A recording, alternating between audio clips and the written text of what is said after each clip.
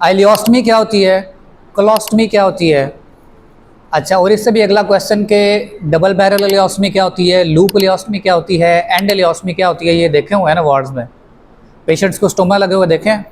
Stoma क्या होता है, stoma is an opening, opening करके। और एलियोस्टमी मीन्स, ऑस्टमी मीन्स मेकिंग अ कंडुए, एक ट्रैक बनाना, अंदर से किसी चीज़ को बाहर निकालना या बाहर से कोई चीज़ अंदर लेके जाना।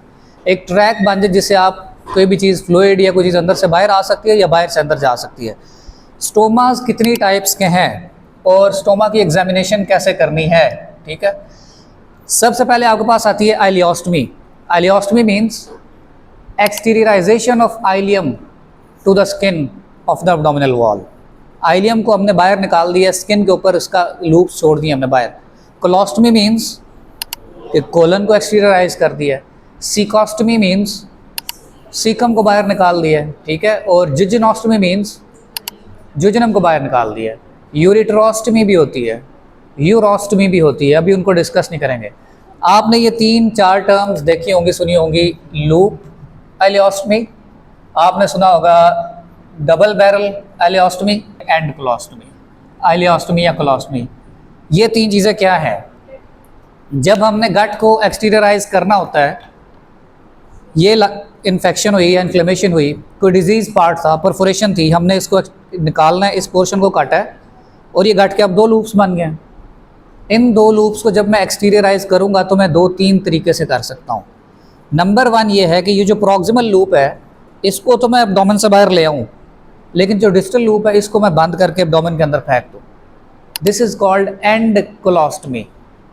सिग्मॉइड की परफोरेशन थी, सिग्मॉइड का कैंसर था, रेक्टल कैंसर था, हमने क्या किया, अब उसको रिजेक्शन कर दी डिस्टल पार्ट की और प्रॉक्सिमल पार्ट का हमने एंड कोलोस्टमी निकाल दिया।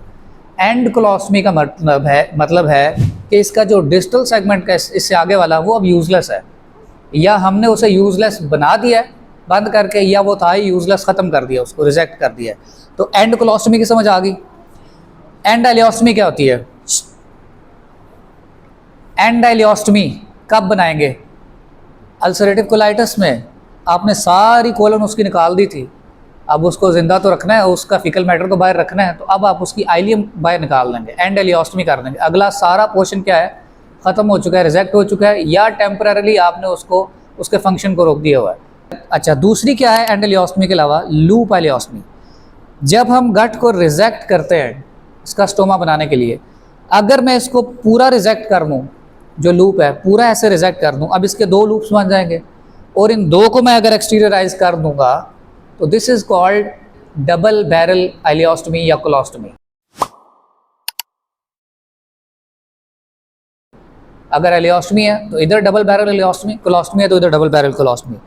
अब एक और पेशेंट आया, मैंने इसकी गट को रिजेक्ट तो किया, बट ये जो इसकी नीचे वाली वॉल थी मैंने आधा काटा, इसको नीचे वाली वॉल को चिपका रहने दिया और उसको ऐसे कर दिया।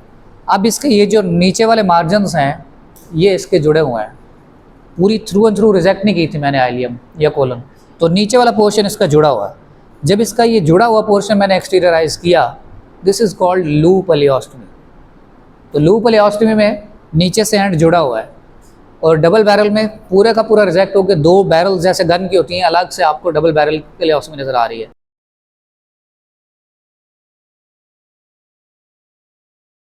वजह क्या है, लूप एलियोस्टमी बेहतर है या डबल बैरल बेहतर है?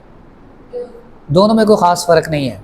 फ़र्क सिर्फ ये है कि जब हमने रिवर्सल करना होता है 2 महीने बाद, 2 वीक्स, 4-6 हफ्ते बाद, 6 हफ्ते बाद, तो जो लूप एलियोस्टमी है इसका रिवर्सल कंपैरेटिवली ईजी है, क्योंकि इसका डिस्टल लूप साथ ही पड़ा आपके। तो आपने इसे फ्री करना है, मोबिलाइज करना, और इसे आपस में बांध करके साइड से ही, एब्डोमेन भी नहीं ओपन करना पड़ेगा आपको, इधर से ही ओपन करेंगे और इसको अंदर फेंक देंगे।